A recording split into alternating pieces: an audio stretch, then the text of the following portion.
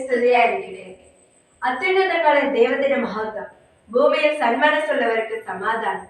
ബത്ലഹേമിലെ മലഞ്ചെരുവിൽ സഹസ്രാബ്ദങ്ങൾക്ക് മുമ്പ് മുഴുങ്ങിക്കേട്ട ആ സ്വർഗീയ സംഗീതം ഇന്നും മനുഷ്യ ഹൃദയങ്ങളെ ആവേശഭരിതരാക്കുന്നു, പ്രകാശപൂരിതവുമാക്കുന്നു. മനുഷ്യ മക്കളുടെ രക്ഷയ്ക്കായി സൃഷ്ടാവായ ദൈവം സൃഷ്ടിയുടെ രൂപം സ്വീകരിച്ച് ചെറുതായി ചെറുതായി ലൈമയായി തീരുന്ന ആ മഹാസംഭവം നാം കൺമുമ്പിൽ അനുസ്മരിക്കുകയും ദർശിക്കുകയും ആഘോഷിക്കുകയും ചെയ്തുകൊണ്ടിരിക്കുന്ന ആ പുണ്യദിനം ഇന്നാണ്. 14 ദിനങ്ങൾ ഹൊസൂർ രൂപതയുടെ കുഞ്ഞു മിഷനറിമാർ ആവേശത്തോടെ അണിയിച്ചൊരുക്കിയ നോയൽ ഷോയുടെ അവസാനത്തെ എപ്പിസോഡിലേക്ക് ഏവർക്കും ഹൃദ്യമായ സ്വാഗതം. ഇന്ന് നിങ്ങൾക്കായി ഈ ദൃശ്യവിരുന്നിൽ ഹൊസൂർ രൂപതയുടെ പിതാവിന്റെ സന്ദേശത്തോടൊപ്പം ഞങ്ങളും ചേരുന്നു. കോവിൽ പതാകെ സെന്റ് തോമസ് ഇടവകയിലെ കുഞ്ഞു മിഷനറിമാർ. ആദ്യമായി ഞങ്ങൾ അവതരിപ്പിക്കുന്നു കൊച്ചു സാമുവേലിന്റെ ക്രിസ്മസ്. കൊച്ചു സാമുവേലിന്റെ ക്രിസ്മസ്. ഭയപ്പെടേണ്ട, ഇതാ സകല ജനത്തിനും വേണ്ടിയുള്ള വലിയ സന്തോഷത്തിന്റെ സദ്വാർത്ത ഞാൻ നിങ്ങളെ അറിയിക്കുന്നു. ദാവീദിന്റെ പട്ടണത്തിൽ നിങ്ങൾക്കായൊരു രക്ഷകൻ, കർത്താവായ ക്രിസ്തു ഇന്ന് ജനിച്ചിരിക്കുന്നു. ബെത്ലഹേമിലെ മലഞ്ചെരുവുകളിൽ അന്തിയുറങ്ങിയിരുന്ന ആട്ടിടയന്മാർ അപ്രത്യക്ഷമായി ഈ ദിവ്യസ്വരം കേട്ട് ഞെട്ടിയുണർന്നു. അവർ ചുറ്റുപാടും നോക്കി. രക്ഷകൻ പിറന്നെന്നോ? എവിടെ നിന്നാണ് ഈ സ്വരം കേട്ടത്? അവർക്കൊന്നും മനസ്സിലായില്ല. പെട്ടെന്നതാ മാലാഖമാരുടെ ദിവ്യ സംഗീതം. അത്യുന്നതങ്ങളിൽ ദൈവത്തിന് മഹത്വം, ഭൂമിയിൽ സന്മനസ്സുള്ളവർക്ക് സമാധാനം. അയ്യോ, ഇത് സ്വർഗീയ സംഗീതം തന്നെ! സംശയമില്ലാതെ എല്ലാവരും ഏകസ്വരത്തിൽ പറഞ്ഞു. ഇടയ സംഘത്തിന്റെ തലവൻ എല്ലാവരോടുമായി പറഞ്ഞു, ദാവീദിന്റെ പട്ടണത്തിൽ രക്ഷകൻ ജനിച്ചു എന്നല്ലേ നമ്മൾ കേട്ടത്? നമുക്ക് ബെത്ലഹേം വരെ പോകാം. കർത്താവ് നമ്മെ അറിയിച്ച ആ സംഭവം നമുക്കൊന്ന് പോയി കാണാം. എല്ലാവരും സന്തോഷത്തോടെ ആ തീരുമാനം സ്വീകരിച്ചു. ഉടൻ തന്നെ യാത്രയ്ക്കുള്ള വടികളും പന്തങ്ങളും എല്ലാം ഒരുക്കാനുള്ള തിരക്കിലായി എല്ലാവരും. അപ്പാ, ദിവ്യരക്ഷകനെ കാണാൻ ഞാനും പോരട്ടെ? കൊച്ചു സാമുവേലിന്റെ ആഗ്രഹം ഏലിയാക്കീമിനെ അസ്വസ്ഥനാക്കി. ജന്മനാ മുടന്തനായ കൊച്ചു സാമുവേൽ തന്റെ പിതാവിനോടൊപ്പം ഈ ഇടയ സംഘത്തിൽ എത്തിയിട്ട് അധികം കാലമായി. നന്നേ ചെറുപ്പത്തിൽ അവന്റെ അമ്മയും ഈ ലോകം വിട്ടുപോയി. കഴിഞ്ഞുപോയ കാലങ്ങളിലെ ഓർമ്മകൾ ഒരു നിമിഷം ഏലിയാക്കീമിന്റെ മുൻപിൽ മിന്നിമറഞ്ഞു. അപ്പാ, ദിവ്യരക്ഷകനെ കാണാൻ എനിക്ക് ഒരുപാട് ആശയുണ്ട്, ഞാനും പോരട്ടെ? തൻ്റെ കുഞ്ഞിനെ ചേർത്ത് പിടിച്ച് നിസ്സഹായതയോടെ അയാൾ പറഞ്ഞു. എൻ്റെ മോന് കാല് പാടില്ലല്ലോ. ഈ കൂരിയിരുട്ടിൽ പരിചയമില്ലാത്ത കാട്ടുവഴിയിൽ എങ്ങനെ നടന്നു പോകും? അപ്പൻ പോയി വരട്ടെ, മോനെ പിന്നീട് കൊണ്ടുപോകാം. ഏലിയാക്കീം, എന്താ വൈകുന്നത്? വേഗം വാ. കൂടെയുള്ളവർ ഇറങ്ങിക്കഴിഞ്ഞു. ദാ വരുന്നു. ഏലിയാക്കീം വേഗം അവരോടൊപ്പം ചേർന്നു.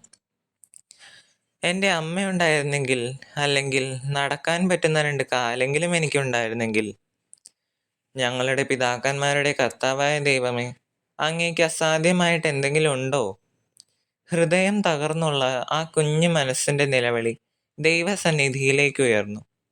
ഒരു ദിവ്യശക്തി തന്നെ പൊതിഞ്ഞു നിൽക്കുന്നത് പോലെ സാമുവേലിന് അനുഭവപ്പെട്ടു. എന്തായാലും ദിവ്യരക്ഷകനെ കാണുക തന്നെ വേണം. ദൃഢനിശ്ചയത്തോടെ തൻ്റെ കൊച്ചു വടിയുമെടുത്ത് ഇരുട്ടിലൂടെ അവൻ മുന്നോട്ട് നടന്നു.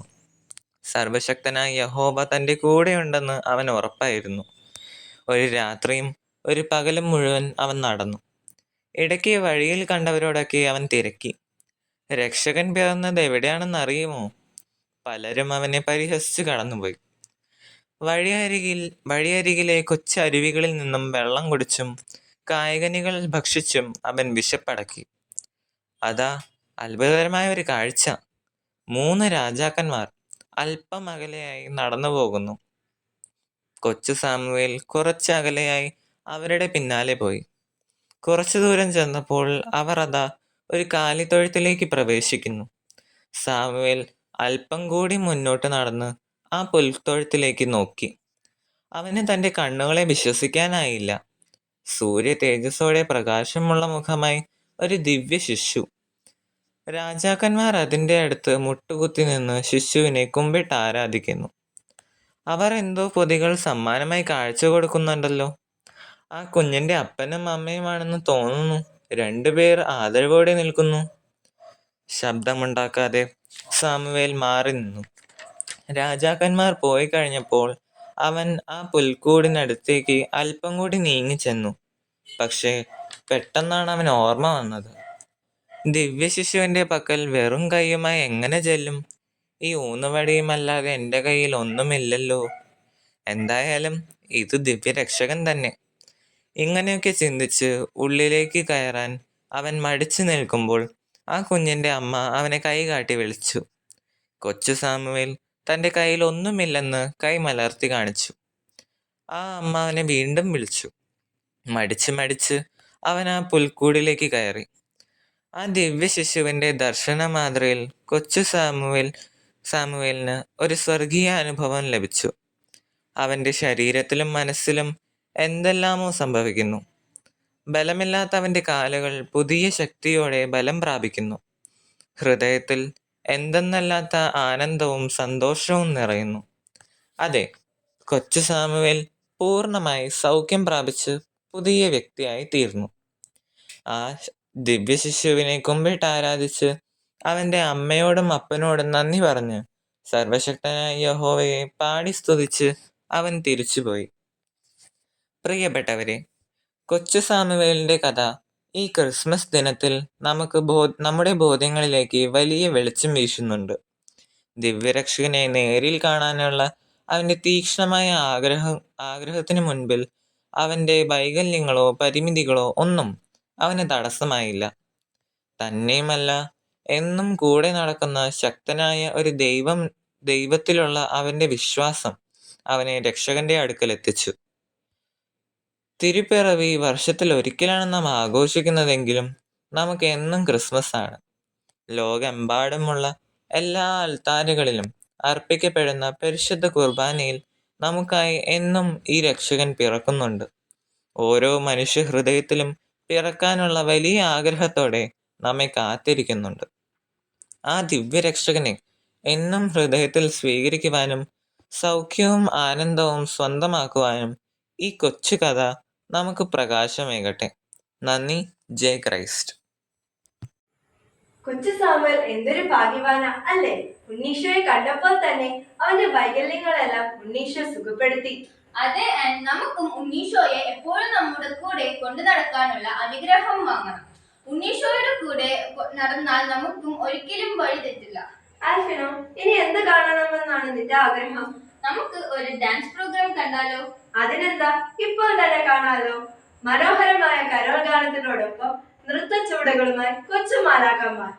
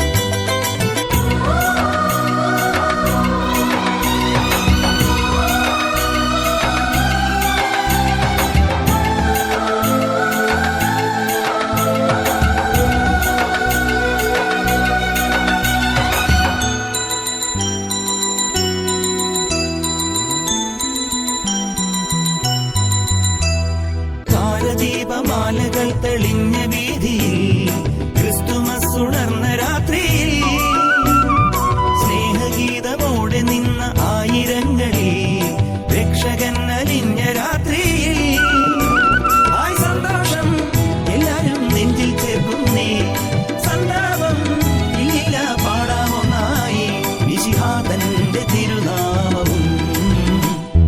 കണ്ണിന് പൂക്കളിയായി കിടക്കുന്നിട്ടുകിലും ഈശോ മഞ്ഞു പൊന്നാട നീട്ടുന്ന രാത്രി.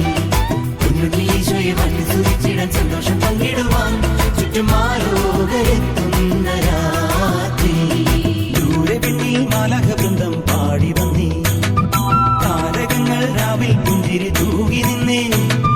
ചാരമല്ലോ രാട്ടിടയൻ പാടും സംഗീതം, കോടി നീട്ടും പൂനിലാവിൻ പ്രാർത്ഥനയായി വരവായ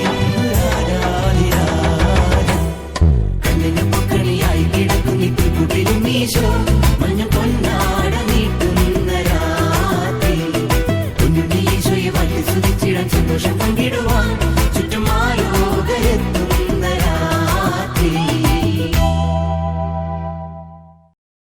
എനിക്ക് നല്ല ഇഷ്ടമായി കേട്ടോ. നോയൽ ഷോയുടെ അവസാന നിമിഷങ്ങൾ ഏറ്റവും അനുഗ്രഹപ്രദമാക്കുന്നതിന് സ്നേഹം നിറഞ്ഞ സെബാസ്റ്റ്യൻ പിതാവ് നമ്മോടൊപ്പം ചേരുന്നു. ചെറുപുഷ്പ മിഷൻ ലീഗിലെ കുഞ്ഞുമക്കളോട് ക്രിസ്മസിൻ്റെ അവസരത്തിൽ പിതാവിന് പറയാനുള്ള സന്ദേശം ഇതാണ്: നമ്മളൊക്കെ മിന്നിത്തിളങ്ങുന്ന നക്ഷത്രങ്ങളായി മാറണം. പൂജ്യരാജാക്കന്മാരെ ബേദലഹത്ത് കാര്യത്തൊഴുത്തിലേക്ക് കൂട്ടിക്കൊണ്ടുപോയ നക്ഷത്രം, അതെ, ആ നക്ഷത്രത്തിൻ്റെ ദൗത്യമാണ് ഇന്ന് എല്ലാ കുഞ്ഞുമക്കൾക്കുള്ളതെന്ന് പിതാവ് ഓർപ്പിക്കുകയാണ്.